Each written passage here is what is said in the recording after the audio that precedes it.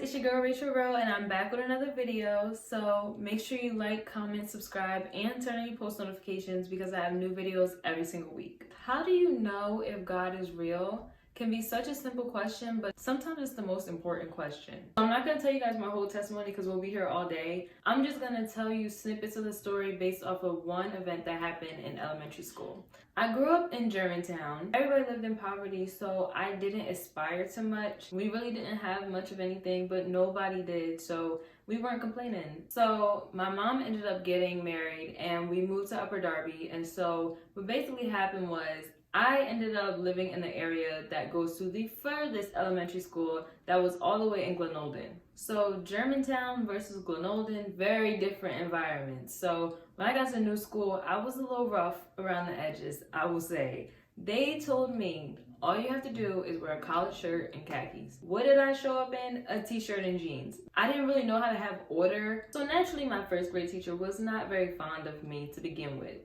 But on top of that, I finished my work really fast, and then I would start talking to the person next to me, whether they were done or not.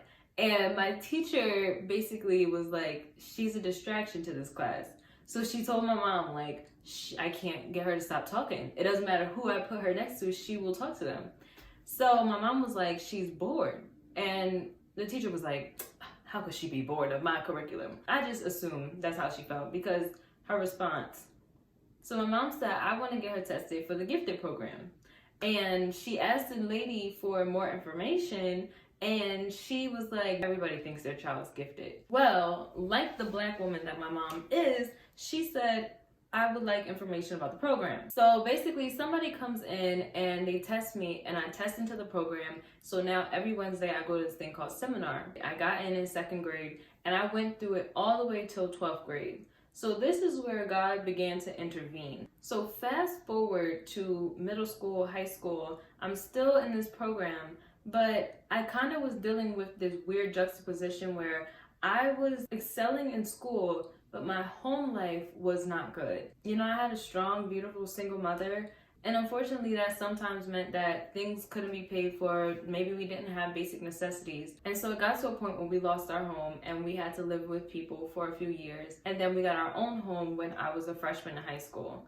So I'm a freshman in high school and I'm thinking, yay, like finally things are about to be normal. And then the second semester of my freshman year, my dad passed away suddenly. You know, I've talked about that on my channel, and so I won't go too deep into that, but it was just really a devastating time. But I took some time off from school and then I went back, right? So when I went back to school, I started working on a project for my seminar class, and at this point I'm in 10th grade and I get first place on this project. So I'm like, okay, like school is that thing that I'm good at. So I always thought of my education as my way out of financial problems and struggling. And so as long as school was good, I was like, okay, I'm all right. So of course, here comes senior year.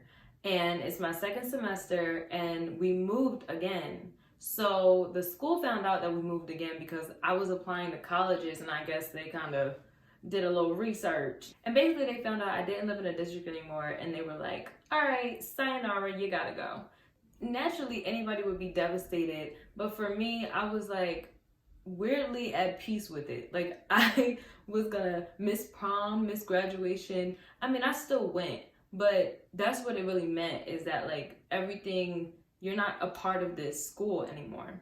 The crazy part, and when God really got involved and I noticed like this is him, was that I got moved to another school, and that school I was able to take cyber school classes. So I'm taking these cyber school classes, which allows me to be at home, which is something I always wanted to do. But also this new school had this program where they paid for seminar kids to take classes at the community college. It was like the most random thing. This little debacle all the way back when I was in first grade and my teacher didn't like me and said I'm probably not gifted, and my mom pushing to get me tested anyway, led to me being a senior and being able to take college classes for free. So I also was in the middle of applying to college. So I really wanted to go to Westchester because I just felt like at home there when I visited. So I started taking these night classes at the community college, right? I go to my class, and the professor was like, oh yeah, I work at Westchester. And not only that, but the community college that I went to, which was Delaware County Community College, they were in cahoots with Westchester. So they had like a really good program where you could just transfer your credits. So it almost just felt too perfect. Like, why is everything just aligning just for me? So I'm ready to go to Westchester. I'm like, okay, Rams up, like I'm ready to go. It's decision day, right? I didn't have the money to go. I saw that they had like a $200 fee that you had to pay just to go to the school. So I called and a lady talked to me and she was so kind. And she talked to me and then she called me back and was like, so what we're gonna do is we're just gonna waive that fee for you. And I was like, thank you. Like, I wanted to cry because my mom was away and I was home by myself. And I was so sad because I was like, I worked so hard all the years of school. Like from first grade to 12th grade, I have worked my behind off regardless of all the things that were going on in my personal life. And I was like, I'm not gonna be able to go to college.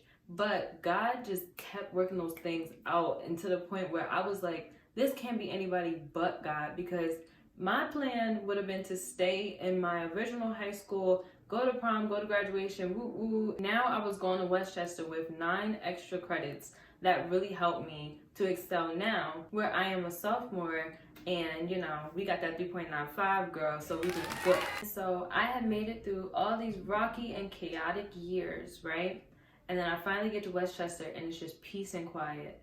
And so I had a moment to reflect, and that's when I started to think about how I wanted to go about my relationship with God from here on out, because I realized that I could only be where I am because of God. And so that's why I'm so shameless about him. Through poverty, through homelessness, through grief, through everything, God put me where I am today. And so I don't mind being used by him. And by being used, I don't mean as a puppet, but as a chess piece. Because I believe that God strategically moves us to different places, to different positions, to encounter different people and share his love with one another. So anytime that I have the opportunity to talk to people about God, I talk to them not because I'm getting some reward. I talk to them because I want them to experience the same love and power and protection that I experience all the time. So before I go, I just wanted to share with you guys my favorite scripture, which is Philippians 4:12, where it says, I have learned to live with everything or with nothing.